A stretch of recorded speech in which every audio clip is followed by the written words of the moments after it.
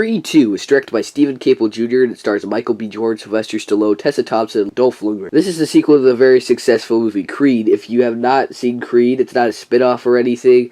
It's just a sequel to the original Rocky films. It's still part of the Rocky franchise. If you don't know what the Rocky franchise is, watch it now because it's probably one of the best and most influential film franchises of all time. It's probably the most impactful set of films ever released. Creed is about the son of the infamous Apollo Creed, who was killed in a boxing match. His name is Adonis Creed. The first film was really about Adonis discovering who he truly is and discovering how fighting is everything he knows and loves. He just has it in his blood. He goes to Rocky Balboa to help train him, so it'll bring some nostalgia back. The whole first film was really about him discovering himself and finding his true place in the world, so now that I've gotten that out of the way, let me get on with the review. Creed 2 is about how now that he knows where he stands and he's satisfied, he has the biggest challenge he's ever faced, fighting the son of the man that killed his father in the boxing match, Ivan Drago. So now it's about him trying not to get his emotions in the way of the fight. It's definitely a way more emotional and inspirational film than the first one. The first movie was really good. I saw it pretty recently, so it would be fresh in my mind when I watched Creed 2,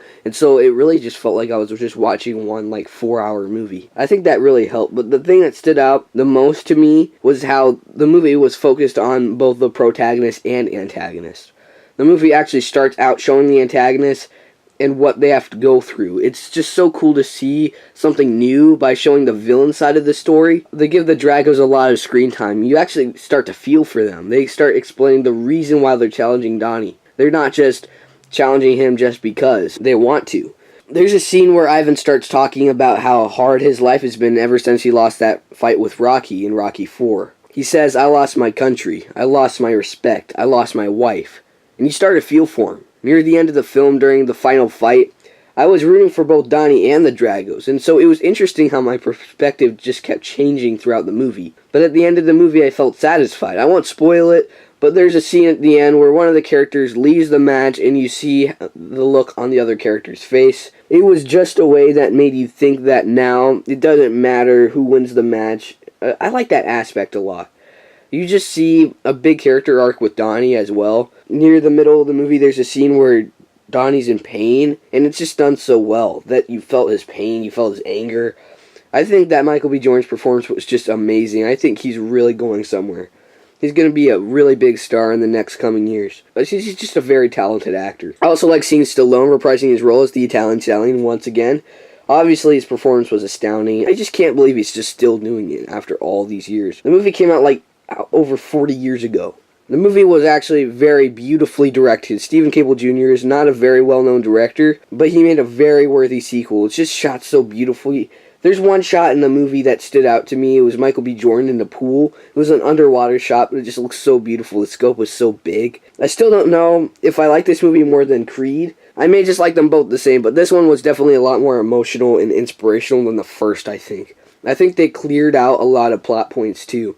There's actually a scene at the end of the movie that really surprised me. I'm not going to spoil it. You're going to recognize it when you see it. But I had no idea they were going to do that, but they did.